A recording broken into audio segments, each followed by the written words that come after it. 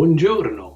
This material is to accompany a guide to Italy, but if you don't have the book, that's okay. You could always check it out. And if not, I hope you enjoy it and I hope it helps you plan your trip for Italy and learn something new. Mangiare in Italia. So, a little bit more about eating in Italy because you probably will eat every day while you're there, so it's good to cover. Mangiare per vivere, non vivere per mangiare is an Italian proverb. Eat to live, don't live to eat. Food is really part of life. Food is embedded in the culture. It's about quality food. It's about eating together with family and friends. It's about really enjoying the seasonal food. But it's not about over consuming or overindulging or mindless eating. So that's an important thing to think about as we get started on this. Eating hours. Well, if you go to a restaurant, you'll find that restaurants are not open all day long, except maybe bars or cafes. So a bar in Italian is more like a cafe. It's a coffee bar, not a place where folks go to consume large quantities of alcohol. But it is quite useful, and we'll talk about that a bit more as we move on, forward. So the meal times more or less are as follows.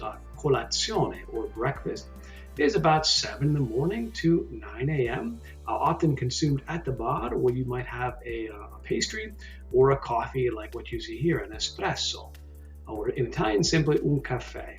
Pranzo, or lunch, around 1:30 to 3:30 p.m. And Italians use a 24-hour clock, so I put it here, 13:30 to 15:30. Cena, or dinner, is from 8 until 10 p.m., so 20 to 22 more or less. The Italian bar. So here's a picture of one. And what are you going to find inside of a bar? Well, the first thing you're going to find is really useful is a restroom. But note that it's expected that restrooms are for customers, so you'll be expected to purchase something. You'll find coffee, you'll find maybe gelato, you'll find a bottle of water, you'll find some coffee, you can find some tea, maybe some sweets, and other things like that.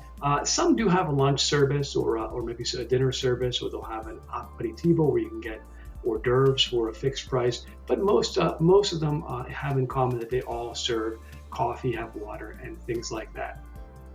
So if you're going into a bar, what could you get? Un caffè. And when we want a coffee or an espresso in Italian, we simply ask for un caffè. It's going to give you about an ounce of espresso, which is what you might think of in the United States as a single espresso.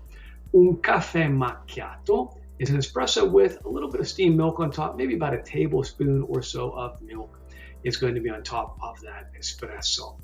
Un cappuccino, or a cappuccio in Northern Italy or Milan, would be an espresso with 4 ounces or so of steamed milk and some froth. And then un caffè americano would be an espresso with hot water added. But again, this is going to be small, probably about 4 ounces or so. And then you might come with a pitcher of hot water for you to serve for yourself. Nothing like a Starbucks coffee, not nearly that size or nearly that strong. A latte macchiato is like a cappuccino, but with more milk and less froth. So probably think of it as a kind of diluted cappuccino. Marocchino is like a mini mocha or a mini cappuccino with the addition of chocolate. Each bar tends to have their own version of this, but it's a fun thing to try. And note the coffee tends to be not piping hot. An espresso, maybe, but cappuccino or latte macchiato, they don't make the milk so hot that it's scalding.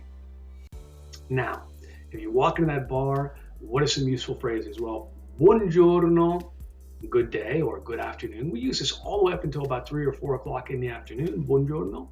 Then we switch over to buonasera, good evening. I know that ciao is quite common. A lot of folks say ciao.